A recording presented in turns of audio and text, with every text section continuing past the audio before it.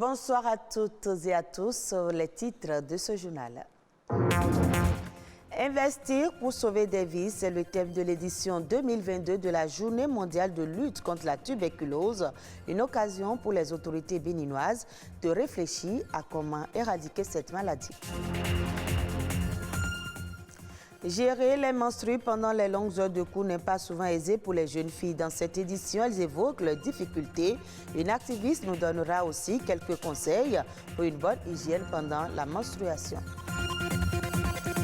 Et puis, le développement rapide de l'utilisation des téléphones mobiles suscite la crainte des effets néfastes des téléphones cellulaires sur la santé. Un médecin neurologue nous parle des impacts des ondes électromagnétiques.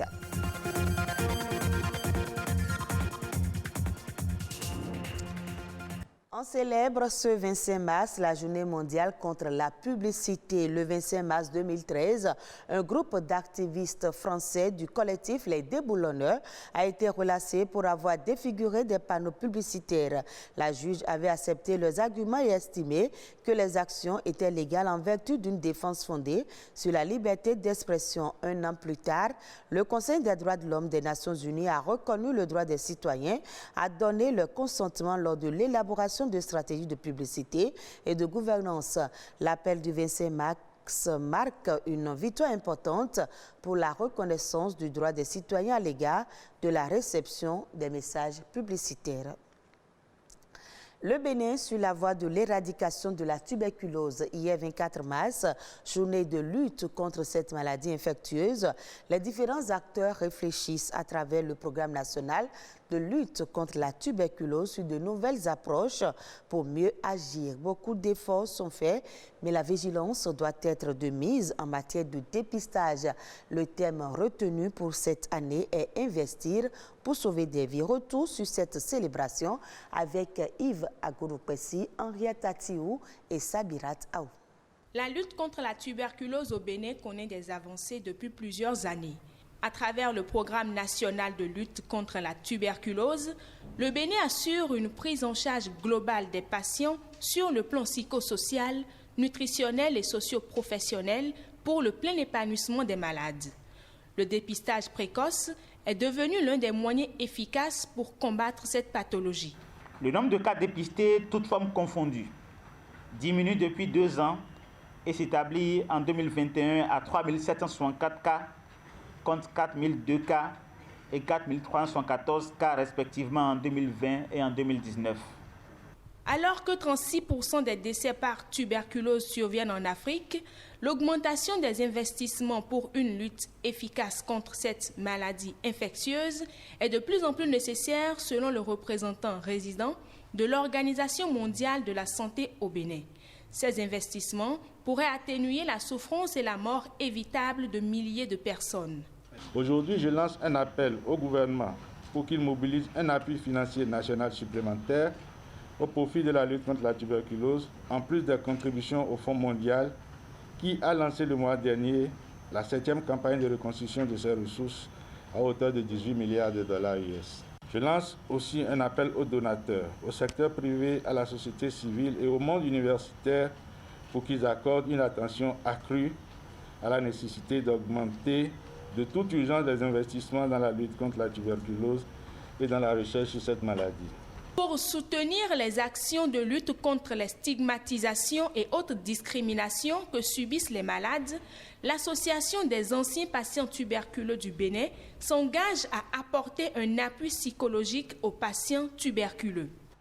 L'enjeu étant de taille, nous, Association des anciens patients tuberculeux du Bénin, allons plus nous investir à apporter un soutien psychosocial aux patients en cours de traitement et à travers des échanges et partages d'expériences sur le vécu de la maladie. Constituer des relais d'information fiables dans la communauté. Couvrir tous les CDT du Bénin pour sauver des vies. Pour sauver des vies, des défis restent encore à relever. renforcer l'implication des organisations communautaires dans la lutte anti-tuberculeux, mobiliser les ressources financières, humaines et matérielles, encourager le dépistage précoce des populations les plus vulnérables pour pérenniser la lutte contre la tuberculose. Une fille en âge de scolarisation sur 10 s'absente régulièrement de l'école pendant ses menstrues. Concilier les menstrues et la période des cours n'est pas du tout aisé pour certaines jeunes filles. Elles évoquent les conditions non hygiéniques des toilettes communes. Suivez ce reportage pour plus de précisions. Pas facile pour les jeunes filles de concilier la période des menstrues et les cours. Se changer toutes les 4 heures, comme le recommandent les spécialistes en santé de la reproduction, n'est pas toujours évident. Quelques étudiantes rencontrées aux sorties des cours nous exposent ici leurs difficultés. Moi, personnellement, quand je suis en menstruée, j'ai super mal. Je ne vais pas aux toilettes à l'école. Donc, c'est difficile. Parfois, je reste à la même serviette et tout. Souvent, je suis dedans. J'ai envie de rentrer à la maison pour m'échanger. Mais les toilettes d'ici, souvent, c'est pas propre. La serviette dans laquelle je reste pour venir au cours, là, c'est dans ça que je reste jusqu'à finir les cours. Et je rentre comme ça. Les toilettes ne sont pas propres et autres, donc je reste comme ça jusqu'à 19h. Des situations auxquelles elles font face et qui constituent un handicap pour le suivi régulier des activités académiques. Il y a des cours qui durent plus de 4 heures et des professeurs qui n'autorisent même pas qu'on sorte parce qu'ils n'aiment pas qu'on interrompt les cours qu'ils dispensent. Quand j'ai mes menstrues, je ne viens pas au cours parce que déjà, je souffre de règles douloureuses. Donc, et la douleur et les problèmes d'hygiène, je préfère rester chez moi. Comme ça, je suis sûre que quand j'aurai envie de me changer, je pourrai le faire et peut-être prendre une douche après. Aïchatou est activiste. Elle entend relever plusieurs défis. Elle a déjà mené des campagnes de sensibilisation sur le sujet. Ses prochains défis, faire des plaidoyers en vue de doter les collèges et universités d'infrastructures sanitaires adaptées aux besoins des filles. Sa cible, les gouvernants. Il faudrait réellement que nous jetons un regard au niveau des toilettes qui sont dans les écoles et dans les universités. Parce que l'hygiène au niveau de la jeune fille, ça peut causer à la longue des infections qui peuvent créer une infertilité à la suite. Toute femme en bonne santé doit avoir ses règles en moyenne entre 2555 et 3000 jours dans sa vie. Des chiffres qui ont suscité plus d'engouement chez Aïchatou. Elle envisage également plaider pour une distribution gratuite des serviettes périodiques réutilisables en milieu académique, mais surtout dans les zones rurales. En sa qualité de père éducateur, elle sensibilise les filles sur les comportements pour une bonne hygiène pendant les menstrues. Au niveau de la serviette hygiénique, lavable et réutilisable, il faudrait, après l'utilisation, laver correctement sa serviette et sécher au soleil. À la fin des menstrues, quand vous finissez les 5 jours, vous faites cuire correctement les serviettes, les slips et les serviettes et vous les séchez dans la cour. Vous avez la possibilité en fait d'utiliser un fichier que vous couvrez avec, de mettre sur la serviette et de pincer cette serviette-là. Là, ça ne permettra pas à tout le monde de pouvoir voir ce que vous avez séché. D'après des études faites au Bénin en 2017 et initiées par le programme d'analyse du système éducatif, 11% des filles réglées ne vont pas à l'école.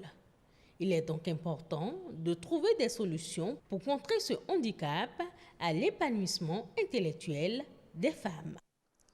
Vous souvenez-vous de ce temps où les téléphones portables n'étaient pas encore scotchés à nommer? Aujourd'hui, le confort de ces appareils nous est devenu indispensable. Alors que leur utilisation ne cesse d'augmenter, les smartphones restent des appareils potentiellement dangereux.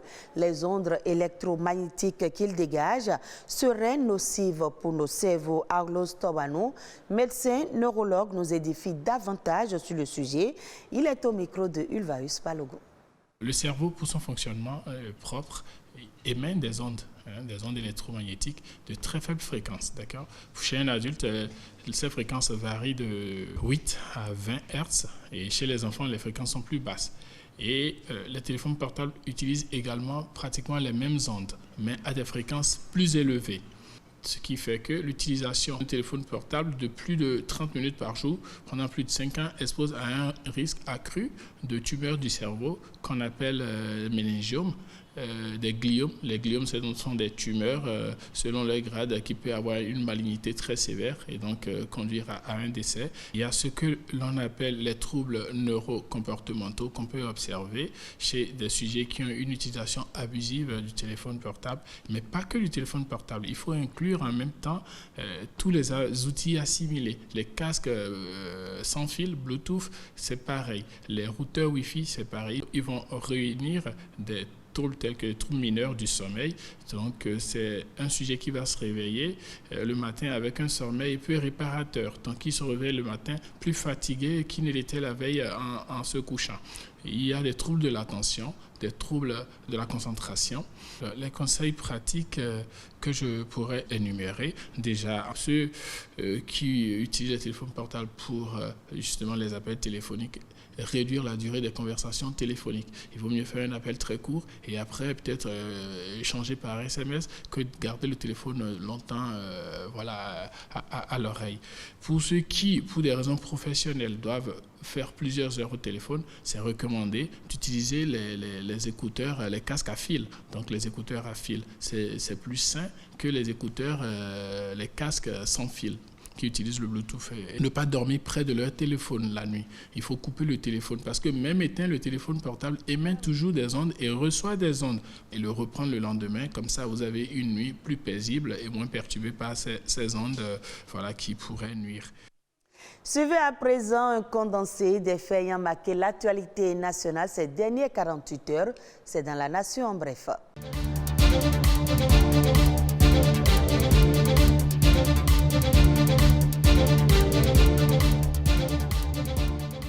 Plusieurs décisions allant de l'allègement du prix des produits de première nécessité à la réduction du coût des frais maritimes et aériens, réduisant les frais de douane et par conséquent diminuant le prix à la vente, ont été prises par l'exécutif. Des équipes de contrôle sont mises sur pied pour contrôler sur le marché le respect des exonérations de la TVA sur le blé, le riz et autres produits de première nécessité dont le but est de réduire les dépenses aux populations. Également concernée par la réduction, la tonne du ciment qui varie selon les localités de 74 000 à 90 000 francs CFA. La mise en œuvre du réajustement des tarifs d'électricité est également suspendue jusqu'à la fin de l'année afin de les maintenir au même niveau que l'année 2021. Et puis dans la commune de Kétou, toutes actions visant à s'opposer à la mise en terre des plantes dans le but de bloquer la réalisation du projet forêt classée du Bénin seront désormais sanctionnées. C'est une mise en garde de l'autorité préfectorale qui met fin à un désordre qui a longtemps duré.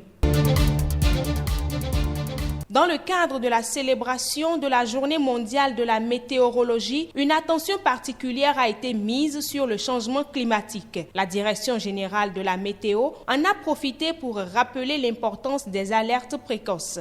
Dans le monde, une personne sur 3 n'est toujours pas avertie de la survenue d'une pluie forte, d'un vent violent, d'une sécheresse et d'un orage.